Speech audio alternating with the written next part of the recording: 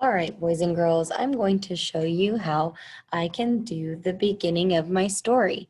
I need to include the characters, which is who the story is about, and the setting, which is where the story takes place. I'm going to write my story about the time that I went to Disneyland. So, my trip to Disneyland. This is the title of my story. Now, one thing that I always make sure that I do before I start writing is I make sure that I use two-finger space indent. That means that I'm not going to start all the way at the end. I'm going to start with my two-finger space indent. This is what I do at the beginning of every paragraph. Okay? So, and I also need to start with a capital letter. One day. And notice I used a finger space between my words. One day, I went to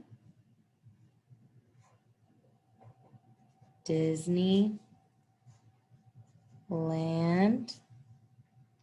with my family. Notice, boys and girls, I also ended my sentence with a period. All of our sentences need to end in punctuation marks. So I wrote the sentence, one day I went to Disneyland with my family. Did I include characters? Yes, I did. My characters are my family and me. Did I include the setting? Yes, I did. The setting is Disneyland. That is where the story takes place. Now that I am finished with my sentence, I can draw a picture and label my picture. So now I drew my picture of my trip to Disneyland.